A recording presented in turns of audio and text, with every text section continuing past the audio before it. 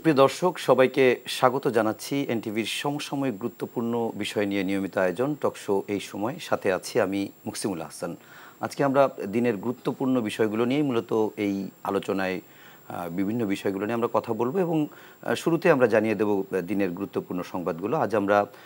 আজকেও আমরা দেখেছি যে সারাদিন তীব্র তাপপ্রবাহ ছিল এবং দেশের সর্বোচ্চ তাপমাত্রা ছিল মংলায় 41.6 ডিগ্রি সেলসিয়াস। এবং এছাড়া আমরা জানি যে হিট স্ট্রোকে সারা দেশে 3 জন মারা গেছে রাজবাড়ী, সিরাজগঞ্জ এবং ভোলার চরফ্যাশনে একজন করে মোট 3 জন।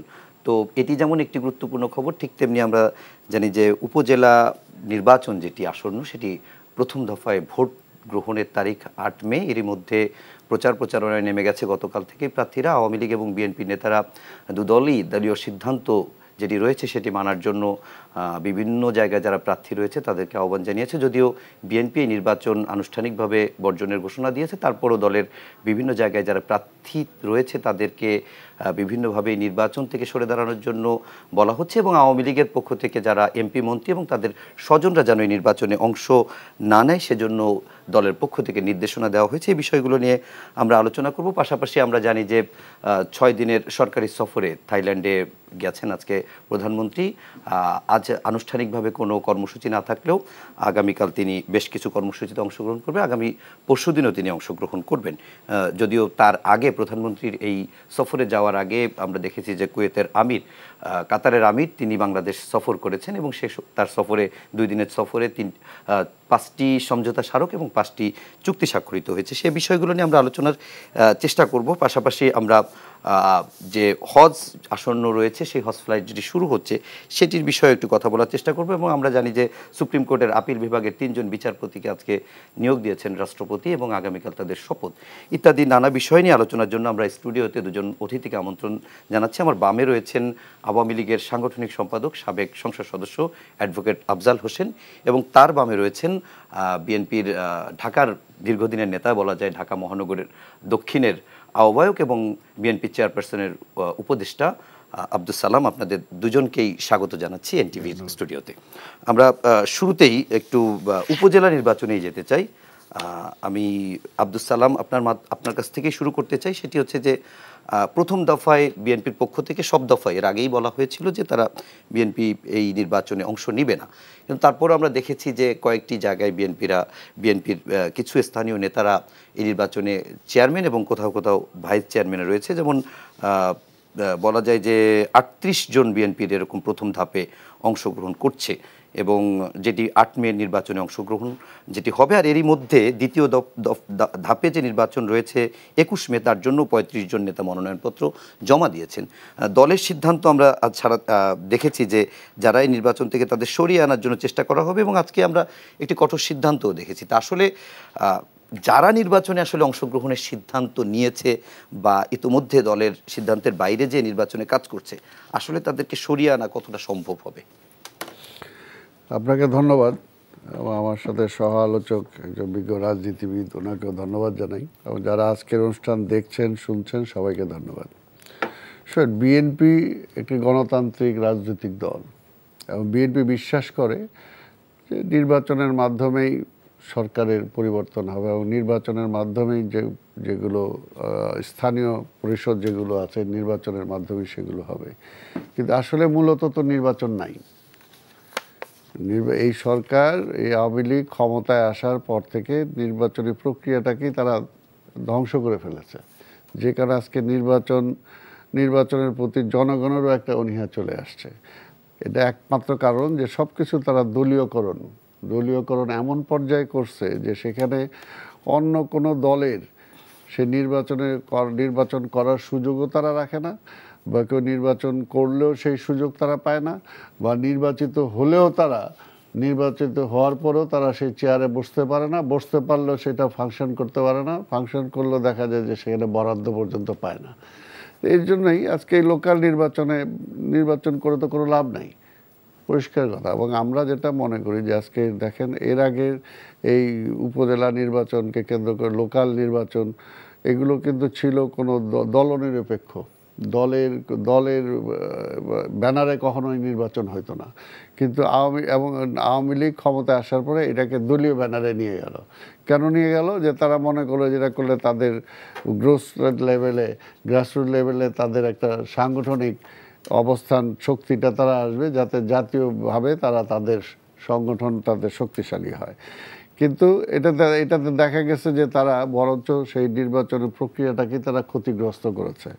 এবং এইবার যখন এই যে তারা যে লাস্ট জানুয়ারি মাসে যে জাতীয় নির্বাচনের নামে যে প্রহসনটা করলো তারা, যেটা তো নির্বাচন হয়নি, সিলেকশন করছে, সেটা করতে যেয়ে আবার দেখা গেল যে তারা সব কিছু অর্থাৎ ওপেন করে দিল একই দলের এবং পদধারী লোকজন। দেখা গেছে যে একজন তারা নৌকা দিতেছে, আর এবার আরেকজন বলতেছে তুমি দাঁড়াও তুমি আজকে ওই ঝালমুড়ি নিয়ে দাঁড়াও, আরেকজন বলতেছে তুমি ঘোড়া নিয়ে দাঁড়াও। অর্থাৎ দলের মধ্যে দেখা গেল উপজেলা নির্বাচনেও তো এরকম ওপেন না, এটার জন্য আজকে ওপেন না, আজকে আবার উপজেলা নির্বাচনে সবার বলতেছে না এই তুমি এমপির ভাই তুমি ইলেকশন করতে পারবে না, তুমি মন্ত্রীর ভাই তুমি যাইতে পারবে না, তুমি মুখ করতে পারবে না। অর্থাৎ এইটা হলো অ্যাবসলিউটলি তাদের এখন মানে ইচ্ছার উপরে নির্ভর।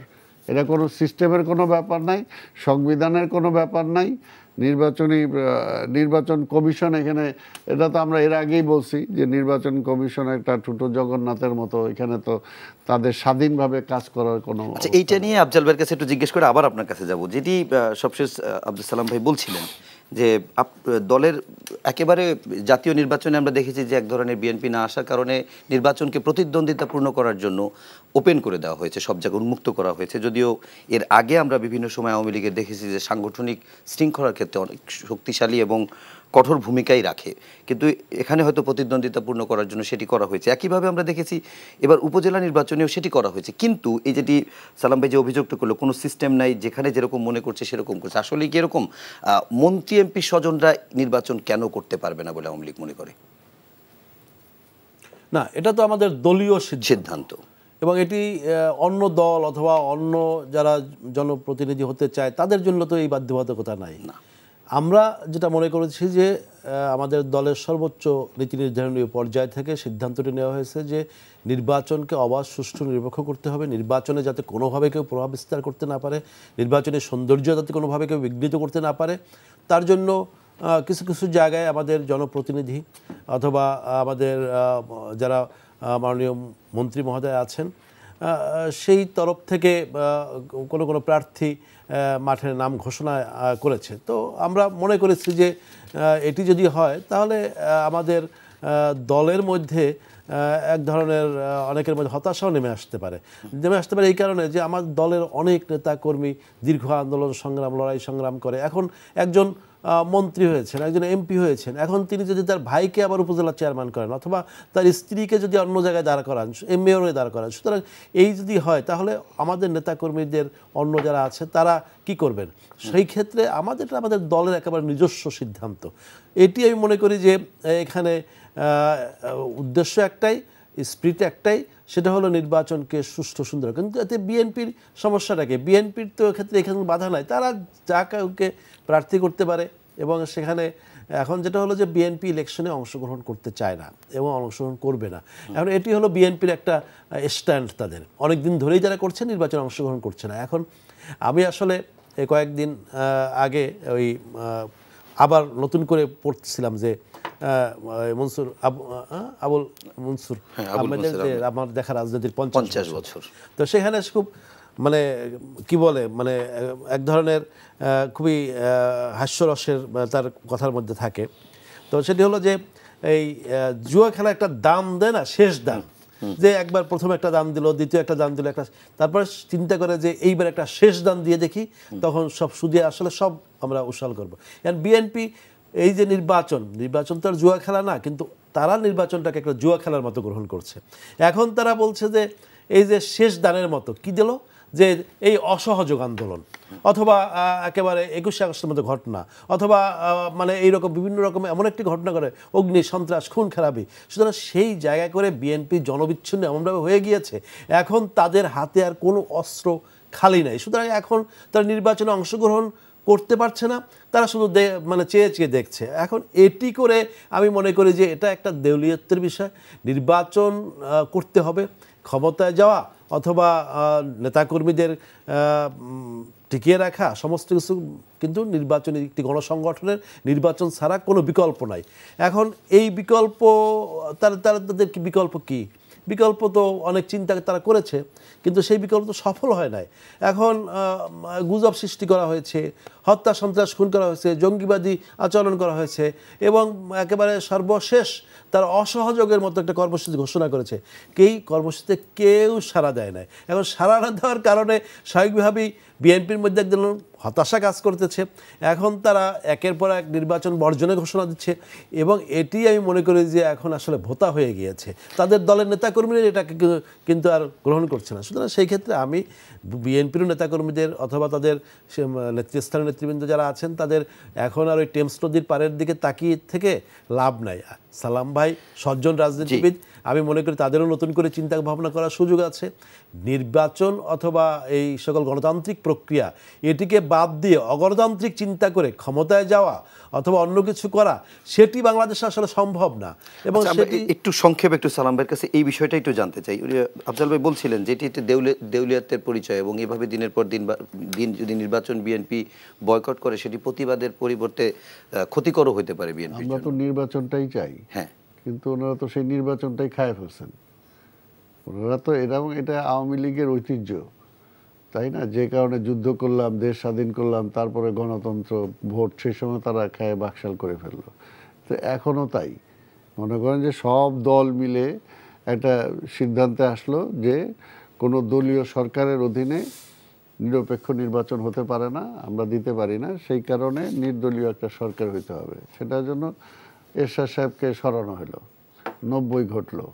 তারপরে মনে করেন যে এরপরে বেগম খালেদা জিয়া নির্বাচিত হয়ে আসার পরে বেগম খালেদা জিয়ার অধীনে নির্বাচন করা যাবে না, যেহেতু বেগম খালেদা জিয়ার একটি দলীয় সরকার, সেই কারণে জামাত আর আওয়ামী লীগ মিলে সেই সময় এই কেয়ারটেকারের জন্য আন্দোলন করলো, তাই না? এবং সেই সময় সবাই মিলে তারপরে কেয়ারটেকার সরকার এস্টাবলিশ করলো।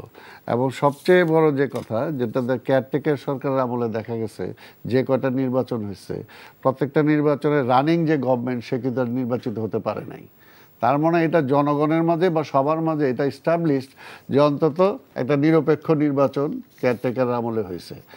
কিন্তু এটা 2006 সালে সেই নির্বাচনের সময় আওয়ামী লীগ মানে ওই লগি বৈঠা দিয়ে এই মানুষের লাশের উপরে লাফায়া তারপরে আর্মি নিয়ে আসলো, আর্মি ব্যাক গভর্নমেন্ট তারা করলো। করার পরে তারপরে সেই আর্মি ব্যাক গভর্নমেন্টের অধীনে তারা নির্বাচনের সেই সময় তারা ঘোষণাই দিল বর্তমান প্রধানমন্ত্রী যে আমার ক্ষমতা আমি সব মাফ করে দিব। অর্থাৎ সেই সময় তারা কি বৈধ অবৈধ কি করছে না করছে সব মাফ, এবং করছেও তাই।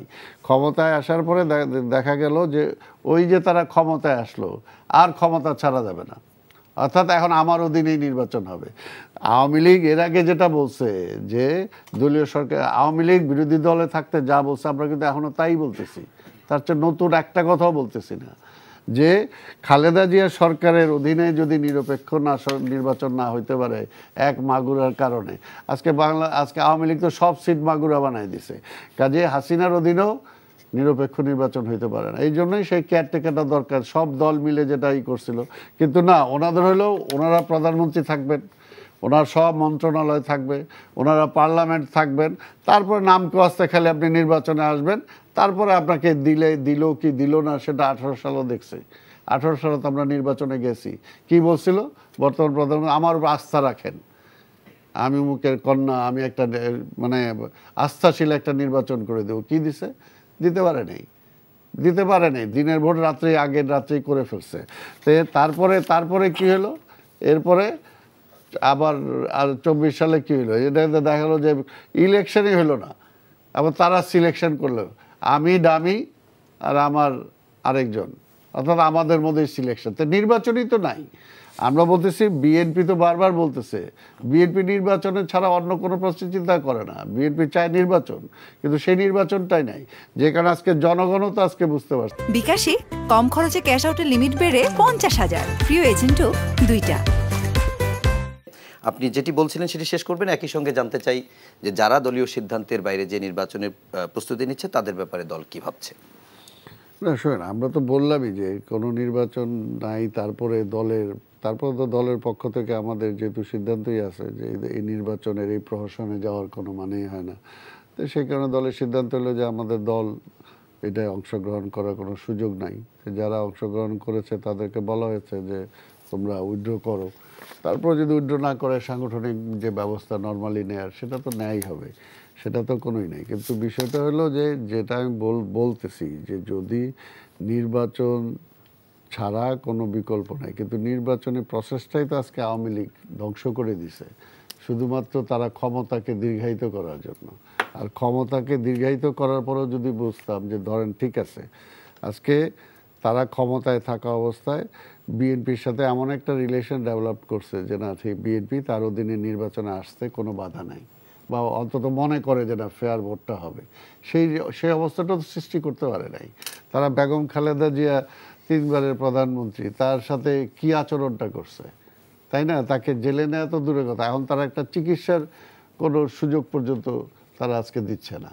আজকে আমাদের ভারপ্রাপ্ত চেয়ারম্যান তারেক রহমান, তাকে যে কোনোভাবে হেনস্থা করার জন্য এমন কোনো মানে বা নাই, কথা নাই, বা এমন কোনো আচরণ নাই, করে নাই, এমন কোনো মামলা নাই, তারা করতেছে না। বিএনপির এমন নেতা কর্মী, একটা কর্মী নাই, নেতা নাই যার বিরুদ্ধে আজকে মামলা দেয় না। আজকে শুধু মামলা না, এবং সেই সমস্ত মিথ্যা সাজানো মামলা দিয়ে সেগুলোকে পানিশমেন্ট দিয়ে দিচ্ছে।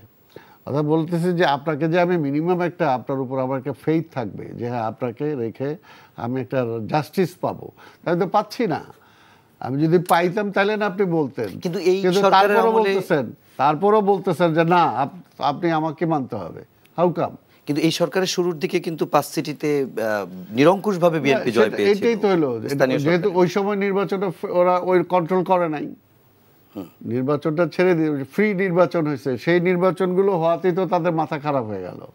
যখন দেখলো আরে এটা পিপুলস তো বিএনপির দিকে সব চলে যাচ্ছে, কাজে ফেয়ার নির্বাচন দিলে তো বিএনপি চলে আসবে। এখনো যেটা আজকে প্রধানমন্ত্রী থেকে শুরু করে আজকে আওয়ামী লীগের সেক্রেটারি জেনারেল থেকে শুরু করে ক্যাটাগরিক্যালি স্ট্রেটলি বলে কোন অবস্থাতেই বিএনপিকে ক্ষমতা আসতে দেওয়া যাবে না।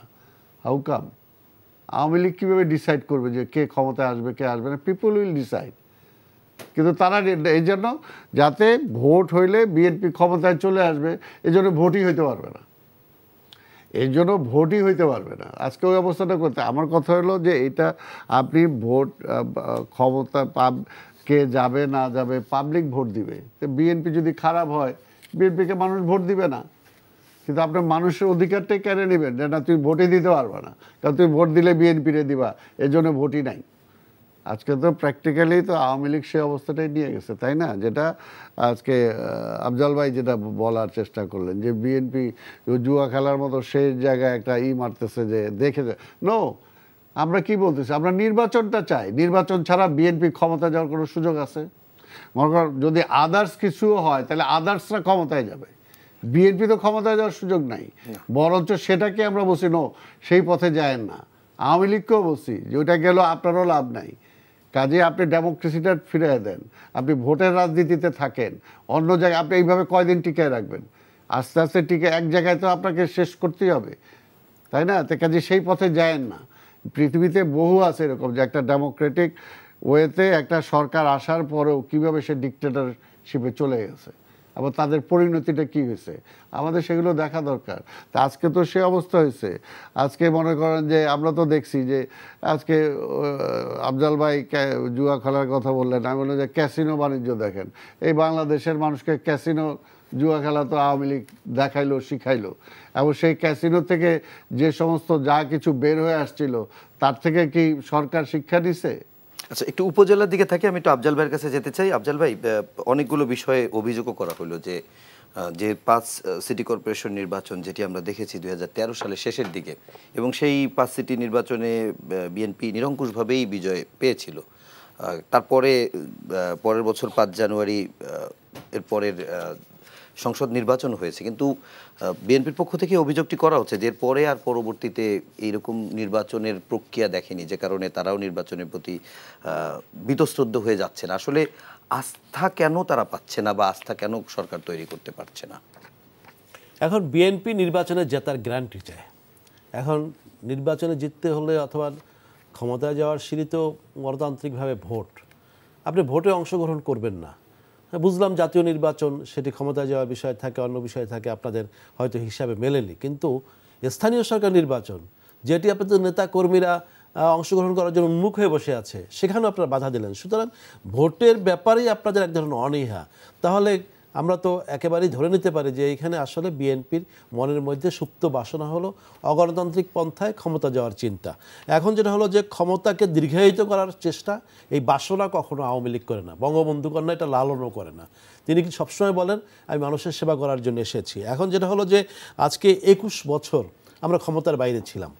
আওয়ামী লীগ কি 21 বছর ক্ষমতার বাইরে থাকার দল? বাংলাদেশে যে দলের নেতৃত্বে একটা স্বাধীন সার্বভৌম জাতিরাষ্ট্র গঠন হয়েছে, বঙ্গবন্ধুর মতো বিশাল নেতৃত্ব যার সংগঠন, যিনি এই দলের প্রতিষ্ঠাতা, এবং তার যোগ্য কন্যা জননেত্রী শেখ হাসিনা, এবং সেই দল 21 বছর ক্ষমতার বাইরে ছিল। ক্ষমতায় ছিল কারা? যাদের জন্ম হয়েছে সামরিক শাসনের একেবারে তাদের মানে পকেট থেকে, এবং সেই জায়গা থেকে তারা, তাদের না ছিল গণভিত্তি।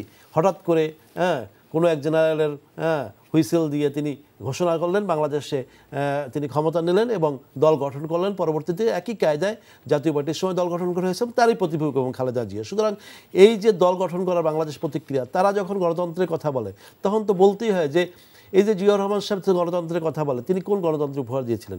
কারফিউ ছিল সারা বাংলাদেশে, এবং কারফিউ ছিল এবং হানাবাটের উৎসব করেছে, এবং তারপরে তিনি তো অনেক দিন এইভাবে অগণতান্ত্রিক প্রথায় ছিলেন দেশে। এরপরে কি হলো?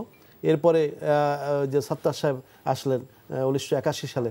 81 সালে আসার পরে যে নির্বাচন হলো, সেই নির্বাচনে তো সেই নির্বাচন কি সুষ্ঠু নির্বাচন হয়েছিল? সেখানে মানুষ কি ভোট দিয়েছিল? তারপরও সেই ভোটের এক ধরনের পরিস্থিতি তৈরি করে তারপরে ক্ষমতায় আসলেন, এবং সেই সরকার বিদায় হলো কিভাবে? জনগণের রোষেও বিদায় হলো, কারণ তখন মন্ত্রীর বাড়িতে একেবারে খুনের আসামি পাওয়া গেল, অথবা মন্ত্রীর গাড়িতে অস্ত্র পাওয়া গেল। এইরকম ঘটনা দিয়ে এরশাদ বক্তৃতা করে ক্ষমতায় নিয়ে আসলে, এবং সেই দলের মধ্যে তখন এরশাদের দলে কিন্তু সব লাইন দিয়ে যোগ দিল বিএনপির নেতারা। সুতরাং এই যে এন্টি আওয়ামী লীগ একটা ফোর্স, তারা কিন্তু আমি মনে করি যে একটা প্ল্যাটফর্ম। এই যে বাকশালের কথা বললেন, বাকশাল তো ছিল বঙ্গবন্ধু মুক্তিযুদ্ধের পক্ষে রাজনৈতিক দলগুলো নিয়ে একটা মোর্চা করেছিলেন, একটা প্ল্যাটফর্ম করেছিলেন, এবং সেটি একটা সাময়িক একটা সময়ের জন্য। এবং বাকশাল কর্মসূচি হওয়ার পরে যখন কায়েমি স্বার্থবাদী গোষ্ঠী দেখলো যে দেশের অবস্থা ভালো হচ্ছে, মুক্তিযুদ্ধের চেতনা বিরোধী শক্তি যা অপশক্তি, তারা দেখলো যে বাংলাদেশ আবার ঘুরে দাঁড়ানোর একটা পথ তৈরি হয়েছে, বঙ্গবন্ধু সব কিছু ঠিকঠাক পথে নিয়ে আসছেন এবং জিনিসপত্রের দাম সমস্ত কিছু সহনীয় পর্যায়ে চলে আসছে, সেই সময় একেবারে তাকে হত্যা করা হলো। সুতরাং হত্যা, খুন, সন্ত্রাস এগুলো বাংলাদেশে এই আওয়ামী বিরোধী শক্তি দ্বারা করেছে, এবং তার সুবিধাটা ভোগ করেছে কারা? এই বিএনপি করেছে, জাতীয় পার্টি করেছে, তারা করেছে। কিন্তু তারা কিন্তু ইনডেমনিটি অধ্যাদেশের সুবিধা ভোগ করেছে। বলতে চাই উপজেলা নির্বাচন এটি তারা আজকে করছে না, অংশগ্রহণ করছে না, এটি তাদের সিদ্ধান্তের ব্যাপার। এটা তো কোনো দলীয় নির্বাচন না, আমরা মার্কাও দেই নেই, বিএনপি অংশগ্রহণ করছে না। এখন সেটি তারা না করতে পারে। আমি মনে করি যে দেশে উপজেলা নির্বাচন হবে এবং উৎসবমুখর পরিবেশে নির্বাচনটি হবে। এখন আপনাকে যে কথা বলছিলাম যে এই বাংলাদেশে 21 বছর যে ক্ষমতার বাইরে আমরা ছিলাম, তো 21 বছর কি হয়েছিল? 21 বছরে এই দেশে তো লুটপাট, হত্যা, খুন, সন্ত্রাস সমস্ত কিছু হয়েছে।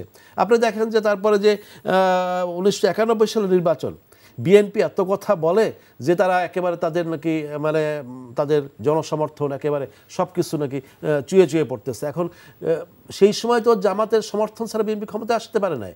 এবং তারপরে 1996 সালে সে বিনা ভোট করেছে, যে ওই যে 15 ফেব্রুয়ারি নির্বাচন, তারপরে গণ অভ্যুত্থানে তাদেরকে বিদায় নিতে হয়েছে। এবং 2001 সালের পরে যে বিএনপি আসছে, এবং তখন কি একেবারে আমাদের নেতৃত্বের কথাটি সবসময় বলে যে বাংলাদেশের স্বার্থ জলাঞ্জলি দিয়ে, মানে সেই গ্যাস বিক্রির মুসলেখা দিয়ে বেগম খালেদা জিয়া ক্ষমতায় আসছে, এবং তারপরে সেই সরকার কি হচ্ছে জঙ্গিবাদের বিস্তার ঘটিয়েছে, হত্যা, সন্ত্রাস, খুন ঘটিয়েছে, হাওয়া ভবন তৈরি করেছে, এবং পরবর্তীকালে তারেক জিয়া আবার মুসলেখা দিয়ে দেশ ছাড়ছে 2007 সালে। সুতরাং তারপরে আবার দেখেন যে নির্বাচনটা বাংলাদেশ সবচেয়ে গ্রহণযোগ্য নির্বাচন সবাই 2008 সালে, তখন বিএনপি কয়টা সিট পেয়েছিল?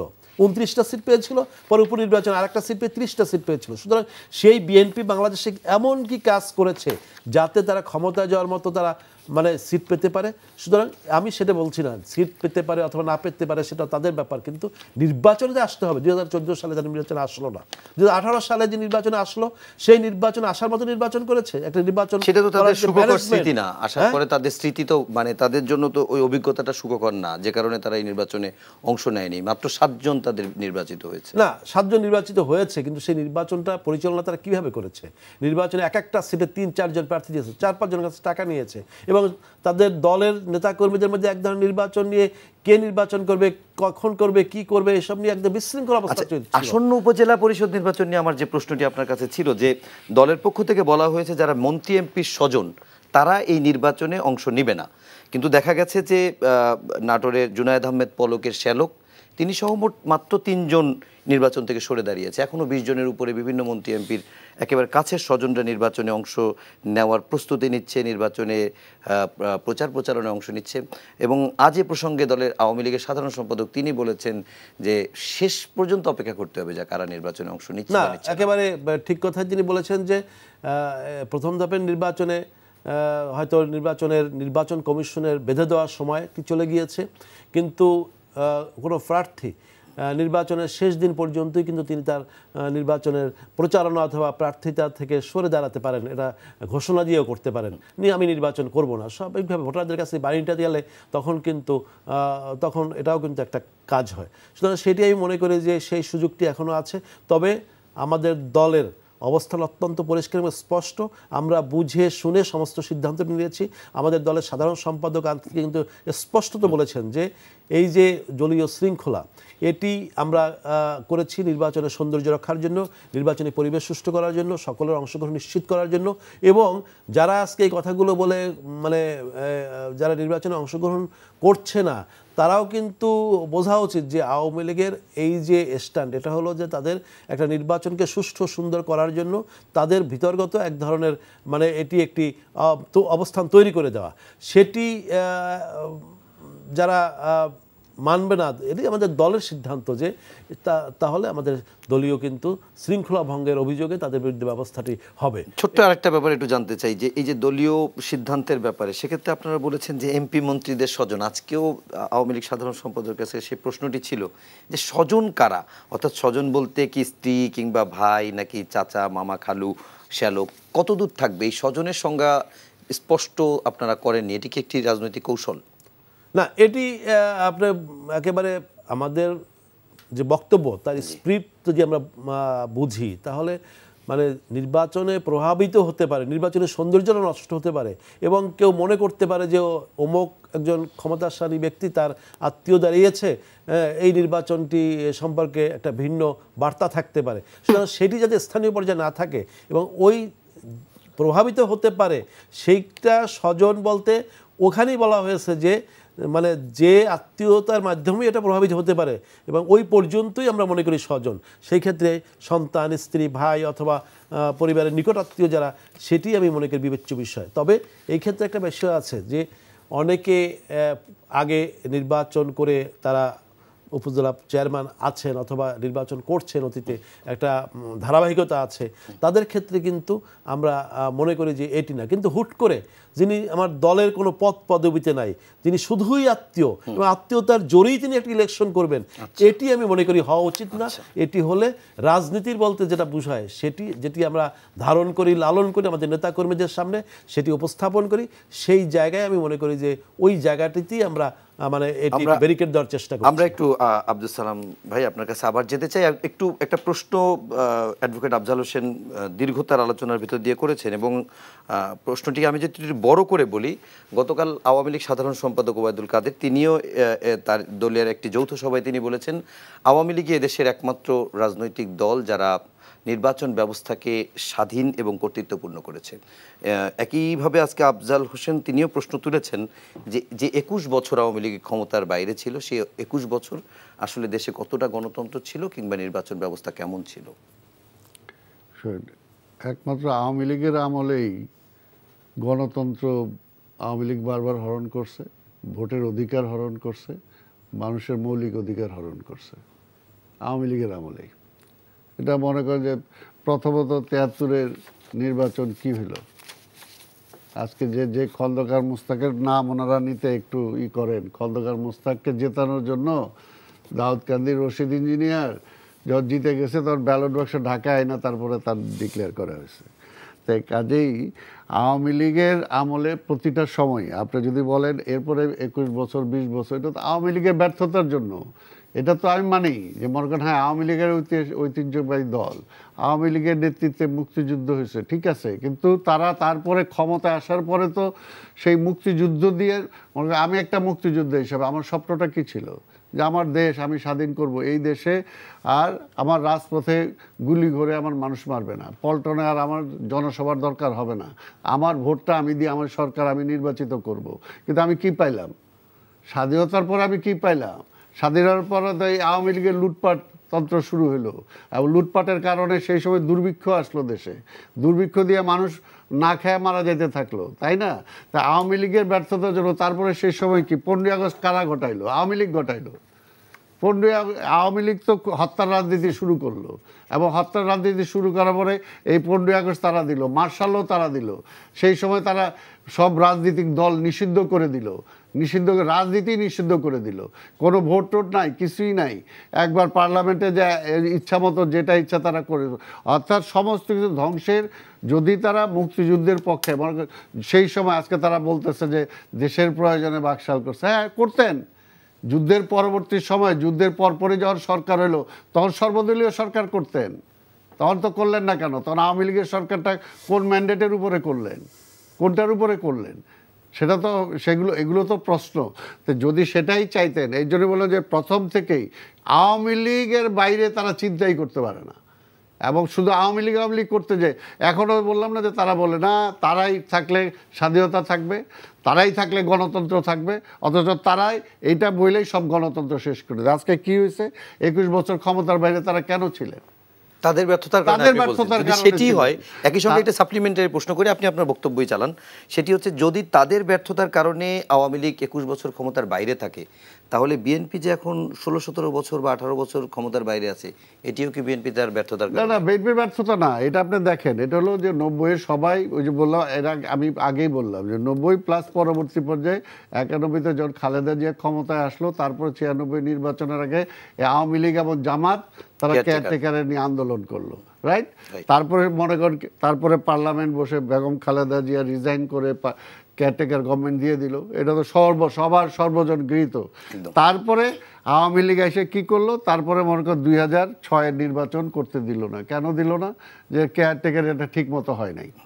এবং সেই সময় কি করলো? দেশের মধ্যে এমন একটা অবস্থা সৃষ্টি করলো, ওই যে বললো লগি বৈঠা দিয়ে মানুষ মাইরা লাশের উপরে লাফাইলো, যেটা সেই সময়ের আর্মির যে চিফ তার বইয়ে পর্যন্ত যে এইরকম বিভৎস দৃশ্য আমি দেখতে পারি নাই। তারপরে কি হলো যে আর্মি ব্যাক গভর্নমেন্ট তারা নিয়ে আসলেন এবং আর্মি ব্যাক বাই গভর্নমেন্ট আনার পরে তখন তারা কি, আমি শর্ট করতেছি, সেই সময় তারা আবার সেই সরকারকেই বললেন যে আপনাদের সব কিছু মাফ করে দেওয়া হবে, খালি আমার এই ক্ষমতাটা আনেন, তাই না? তারপরে সেই সময় বেগম খালেদা জিয়া যেহেতু একটা কনস্ট্যান্টলি সেটার বিরোধিতা করছেন, তারপরে স্বাভাবিকভাবে যে তোমাদের বিচার হবে তোমরা যদি বিএনপি ক্ষমতায় আসে। ন্যাচারালি তারা দেখছে একজন বলতে চাই মাফ করে দিব, আরেকজন বলতেছে তোমার বিচার হবে যদি বিএনপি আসে। তো ন্যাচারালি যে মাফ করতে চাইছে তার পক্ষেই তারা গেছে এবং সেই পক্ষে দিয়ে তারা ক্ষমতায় আসছে এবং ক্ষমতায় আসার পর থেকে এই পর্যন্ত কী হয়েছে? 2008-এ সেই নির্বাচনে তারা ক্ষমতায় আসলো, আসার পরে তারপরে কি হলো? 2014 সালে কি নির্বাচন হয়েছে? 151টা সিটে কোনো ভোটই হয়নি। বিকাশে কম খরচে ক্যাশ আউটের লিমিট বেড়ে 50,000, প্রিয় এজেন্টও 2টা। তারপরে 2018 সালে কি হলো? ওই যে বললাম যে আমরা নির্বাচনে গেলাম, আমি তো প্রার্থী ছিলাম, আমাদের তো নির্বাচনই করতে দিল না, আগের রাত্রে অন্য জায়গায় নিয়ে নিল। আমার তো ওই মেশিনে ভোট, কি বলে আসনে ভোট ছিল, সেই ইভিএম এর 2 ঘন্টার মধ্যে রেজাল্ট দেওয়ার কথা, আমার রেজাল্ট কেন রাত্রে 1টার সময় ডিক্লেয়ার দিল? কেন? অর্থাৎ সেই সময় প্রতিটা দিন ইলেকশন আপনারা দেখছেন, সেই সময় নামতে, এবং সেই সময় যেটা পড়ছে ওই নির্বাচনের পরে প্রশাসনের লোকরাই বলছে যে আওয়ামী লীগ ক্ষমতায় আনছে নাকি, আওয়ামী লীগ আমরা আনছি। আচ্ছা, পরিষ্কার মিডিয়াতে সেগুলো আসছে, তখন থেকেই তো শুরু হলো। তো সেটা হলো আওয়ামী লীগের, তারপরে 18, তারপরে 24-এ কী হলো এবার একই, বিএনপিকে টোটাল মাঠ থেকে সরাই দিয়ে কি মানে আমি দামি, আরেকটা হলো আবার আমি, অর্থাৎ তাদের মধ্যে সিলেকশন। তো নির্বাচনটা কোথায় করলো আওয়ামী লীগ? নির্বাচন তো নাই। তো নির্বাচন হোল প্রসেসটাই আজকে আওয়ামী লীগ শুধুমাত্র ক্ষমতায় থাকার জন্য আজকে শেষ করে দিচ্ছে। এবং যেই আগে যেরকম দেশে অর্থনৈতিক অবস্থা আওয়ামী লীগ থাকতে যে অবস্থা নিয়ে আসছিল, আজকের সেই একই অবস্থা। আজকে জিনিসপত্রের দাম, দ্রব্যমূল্যের দাম যে পর্যায়ে যায় ঠেকছে, মানুষ আজকে জীবন ধারণ করা আজকে এখানে অসম্ভবের ব্যাপার। আজকে প্রত্যেকটা জিনিসপত্রের দাম যেভাবে বাড়ছে, আজকে মধ্যবিত্ত, নিম্ন মধ্যবিত্ত আজকে শেষ হয়ে যাচ্ছে। আজকে এই যে একটা ঈদ গেল কিছুদিন আগে, যারা যান আজকে অন্য দিকে দরকার নাই, একটা গার্মেন্টসের আজকে একটা বেতন সে কত টাকা পায় আজকে 12,000 13,000। ঢাকা শহরে 20 থেকে 25,000 টাকার কমে যদি একটা 3জন 4জনের একটা ফ্যামিলি থাকে, তার ঢাকা শহরে বসবাস করার মতো অবস্থা নাই। জিনিসপত্রের জাম, তাই না, আজকে এই পর্যায়ে নিয়ে ঠেকাইছে। তারপরে কি এইগুলো সিন্ডিকেট করে ব্যবসায়ীরা সব ধ্বংস করতেছে, আর তারা পার্লামেন্টে দাঁড়ায় মন্ত্রী বলে এই সিন্ডিকেট ভাঙা যাবে না। আজকে শেয়ার মার্কেটের জন্য আজকে মানুষ নিজের গায়ে আগুন দিয়ে নিজেরা জ্বালায় দিতেছে, শেয়ার মার্কেট লুট হয়ে গেছে। সেই শেয়ার মার্কেটের সেই সময় অর্থমন্ত্রী পার্লামেন্টে দাঁড়ায় বলতেছে শেয়ার মার্কেটে যারা জড়িত তাদের নাম আমি প্রকাশ করতে পারবো না। আজকে তার মানে কি? এবং আজকে যেটা হয়েছে যে জনগণের উপর যেহেতু তার নির্ভরশীল না, জনগণের ভোটে তাকে নির্বাচিত হতে হয় না, এমনকি আওয়ামী লীগকেও প্রয়োজন হয় না নির্বাচনের সময়। যাদেরকে দরকার যে প্রশাসন, শুধুমাত্র আজকে তাদেরকে সুযোগ সুবিধা দিয়ে আজকে কমপ্লিটলি একটা ডিক্টেটরিয়াল একটা গভর্নমেন্ট আজকে এখানে ক্ষমতায় বসে আছে, যেখানে বিরোধী দলের বা অন্য কারো কোনো মতামতের কোনো দিকই নাই। আজকে নির্বাচনটাই তো প্রমাণ যে গত জাতীয় নির্বাচনে উন্মুক্ত করে দিলেন, একই দলের 3জন প্রার্থী হইতে পারবে। আবার ওনারাই বলে যে 2018 সালে নাকি আমরা 3জন 4জন প্রার্থী, এইখানে ঘোষিত 3জন উন্মুক্ত করে দিলেন। এটা হইতে পারে? কোনো কনস্টিটিউশন কভার করে? আবার এখন আবার বলতেছে উপজেলাতে এসে না তুমি এটা করতে পারবে না। অর্থাৎ এটা কোনো নাই, আপনার কাছে কোনো নিয়ম নির্বাচন, এই উপজেলা নির্বাচন নিয়ে একটা সংক্ষেপে এক বাক্যে আপনার একটা কমেন্ট চাই। সেটা হচ্ছে আজকে নির্বাচন কমিশনার মোহাম্মদ আনিসুর রহমান তিনি বলেছেন আসন্ন উপজেলা পরিষদ নির্বাচনে স্থানীয় সংসদ সদস্যরা যেন কোনো রকম হস্তক্ষেপ করতে না পারে সেজন্য সরকার প্রধান এবং স্পিকারকে অবগত করা হয়েছে, এবং তাদের জন্য আলাদা ভোট কোনোভাবে নেওয়া যায় কিনা ভালো নির্বাচন করার জন্য সেটিও তারা ভাবছে।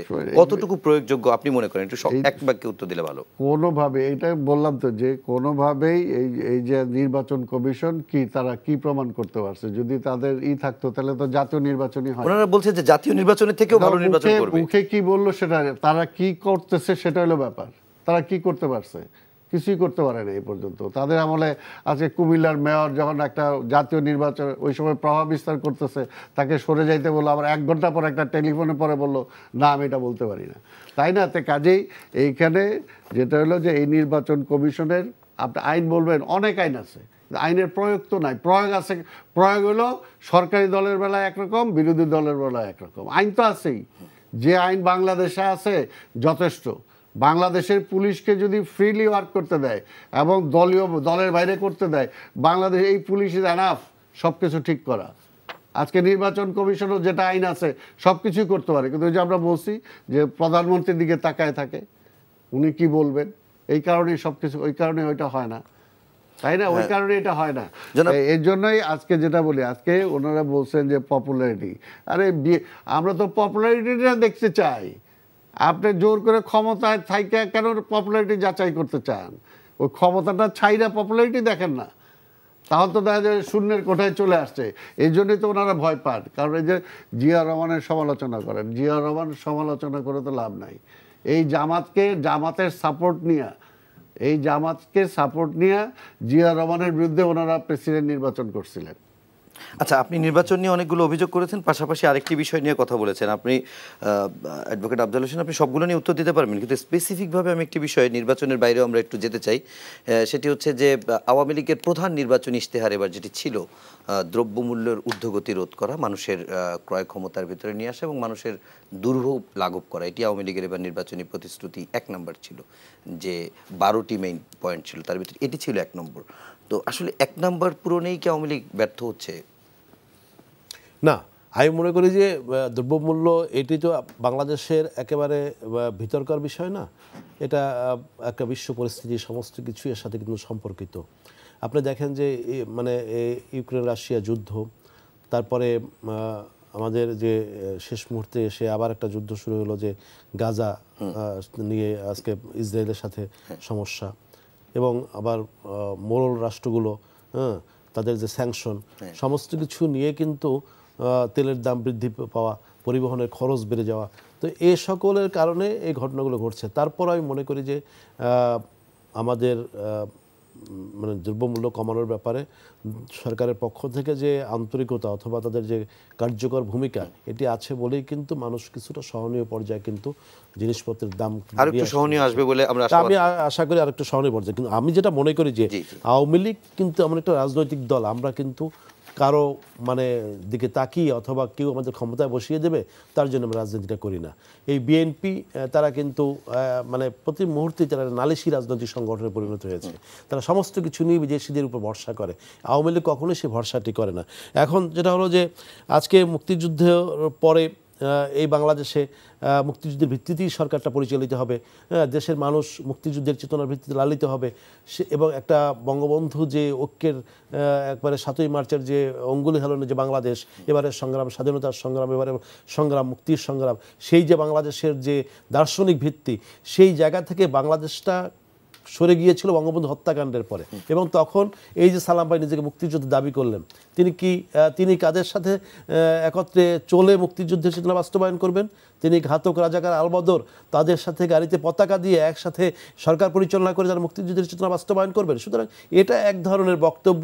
আমি যেটা মনে করি যে বাংলাদেশ নামক একটি স্বাধীন এই যে ভূখণ্ড, এর স্বাধীনতা সার্বভৌমত্ব রক্ষা করার জন্য অবশ্যই মুক্তিযুদ্ধের পক্ষে রাজনৈতিক দল এখানে ক্ষমতা থাকা উচিত, সরকারে থাকা উচিত, বিরোধী দলও থাকা উচিত, এবং সেই সংকটটি আছে। আরেকটা যেটা হলো যে আজকে বাংলাদেশে এই যে গণতন্ত্রের এত কথা বলা হয়, একটা রাজনৈতিক দলের বিরুদ্ধ পক্ষকে সমূলে ধ্বংস করে দেওয়ার জন্য 21শে আগস্টের মধ্যে গ্রেনেড হামলা হলো, তখন এই বিএনপির নেতৃত্ব অথবা তারা কি ভূমিকা রেখেছিল? তারা তখন জজমিয়া নাটক সাজিয়েছিল, তারা অন্য ঘটনা।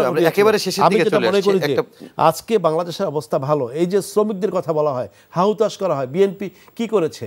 বিএনপির আমলে শ্রমিকের ন্যায্য মানে শ্রমিকের যে নিম্নতম মজুরি ছিল 2006 সালে 1462 টাকা, সেটি আজকে প্রায় 6 গুণ বৃদ্ধি করে 8300 টাকারও বেশি করা হয়েছে। সুতরাং এই যে বাংলাদেশ, এটি তো আওয়ামী লীগ সরকার করেছে, শ্রমিক বান্ধব সরকার করেছে। সুতরাং এই যে আমি যেটা মনে করি যে মোস্তাক জিয়া এদের যৌথ ষড়যন্ত্রে এই বেঈমানদের কারণেই আজকে বঙ্গবন্ধুকে হত্যা করা হয়েছিল, এবং সেই বাংলাদেশে হত্যা, সন্ত্রাস, খুনের ধারাবাহিকতায় সরকার পরিবর্তন হয়েছে পরবর্তী সময়, এবং সেই বাংলাদেশ থেকে বাংলাদেশ আবার মুক্তিযুদ্ধের ধারায় ফিরে এসেছে। বাংলাদেশে এখন সে অতীতের মতো রক্তাক্ত পথে ক্ষমতা যাওয়ার পথ বন্ধ হয়ে গেছে। এটাই হলো বিএনপির অন্তর্জ্বালা। এখন দেশ ভালো আছে, দেশের উন্নতি হচ্ছে, পদ্মা সেতু হচ্ছে, আজকে স্যাটেলাইটের যুগে প্রবেশ করেছি, টানেলের যুগে প্রবেশ করেছি, দেশের অভূতপূর্ব উন্নয়ন হচ্ছে। আজকে ঢাকা শহরে সেই একেবারে দিয়াবাড়ি থেকে শুরু করে মতিঝিল পর্যন্ত মেট্রো রেল যায়। এই সব যখন বিএনপি দেখে তখন বিএনপির মধ্যে অন্তর্জ্বালা তৈরি হয়। ওই আমাদের সাধারণ সম্পাদক স্পষ্ট বলেন, তিনি যখন 100 সেতু উদ্বোধন করেন অথবা 100 ব্রিজ উদ্বোধন করেন, তখন কিন্তু বিএনপির মধ্যে কষ্ট হয়, আমরা পারি নাই। সুতরাং বিএনপি না পারার বেদনা এটি তো থাকতেই পারে, হয়তো তারা করবে, এটা স্বাভাবিক। কিন্তু আমি যেটা মনে করি গণতন্ত্র এটি বিএনপির অনুধাবন করা উচিত। গণতন্ত্র, বিএনপি গণতান্ত্রিক পথে জন্মও হয় না। বিএনপি যতদিন দেশ শাসন করেছে, পরিচালনা করেছে, তাদের গণতান্ত্রিক রীতিনীতিও ছিল না, তারা হাওয়া ভবন তৈরি করেছে। তারা এসে মানে একেবারে গণতান্ত্রিক মানে কোনো রীতিনীতিতে অনুসরণ করেই নাই, এবং পরবর্তীতে একেবারে জঙ্গিবাদী শাসন কায়েম করেছে। সুতরাং সেই জায়গা থেকে বিএনপি যদি বাংলাদেশের রাজনীতিতে নতুনভাবে করতে চায়, তাহলে আমি মনে করি যে বিএনপি যে অপরাধগুলো করেছে, হত্যা করেছে, মানুষ করেছে, খুন খারাপি করেছে, অগ্নিসন্ত্রাস করেছে, এইগুলো সম্পর্কে মানুষের আপনার কাছে একটু জানতে চাই। সেটি হচ্ছে যে আফজাল ভাই বলছিলেন যে দেশ ভালো আছে, উন্নয়ন হচ্ছে, আর এটি বিএনপির অন্তর্জ্বালা। আসলে বিএনপির অন্তর্জ্বালা কি এটি? একটু সংক্ষেপে। আমরা সংক্ষেপে একটাই কথা বলি যে বিএনপি কিছুই পারে নাই, আওয়ামী লীগ সব পারছে। আওয়ামী লীগ দুর্ভিক্ষ দিছে, আওয়ামী লীগ ওই শেয়ার মার্কেট লুট করছে, আওয়ামী লীগ ব্যাংক সব শেষ করে দিছে। তারপরেও যদি পাবলিক যদি আওয়ামী লীগকে ভোট দেয়, আসেন না সেই ভোটে, তো ভোটটাকে ভয় পান কেন? আমরা তো বলতেছি না বিএনপির ক্ষমতায় দিয়ে ভোট দেন, আমরা বলছি আপনি ক্ষমতায় না থেকে ভোটটা করেন। সোজা কথা, যদি বিএনপির না চায় পাবলিক যাবে না। কিন্তু আপনি আগেই ক্ষমতাটা দখল করে প্রধানমন্ত্রী আপনি থাকবেন, সরকারে আপনি থাকবেন, তারপরে বলেন নির্বাচনে আসেন। এটা চান কেন? আর একটা কথা হলো যে এখানে শেষ, যদি বিএনপি ক্ষমতায় থাকার কারণে 21শে আগস্টের দায় বিএনপির উপর আসে, তাহলে বিডিআর ঘটনায় যে এত মারা গেছে, তাহলে সেটার দায় আওয়ামী লীগের উপর। একেবারে শেষ পর্যায়ে তো এই আলোচনাগুলো নতুন করে আবার তুলতে চাই না, আমরা অন্য কোনো দিন অন্য কোনো এই সময়ের আলোচনায় আমরা এটি নিয়ে আলোচনা করব। দর্শক, আজকে শুনছিলেন এই হচ্ছে আমাদের আজকের আলোচনা। সবাই প্রচণ্ড গরম, বাইরে ভেতরে সব জায়গায়, তো প্রচণ্ড গরমে তাপপ্রবাহে আপনারা স্বাস্থ্যবিধি মেনে চলবেন এবং ভালো থাকবেন, সুস্থ থাকবেন, যেখানেই থাকবেন নিরাপদে থাকবেন। সবাইকে শুভরাত্রি।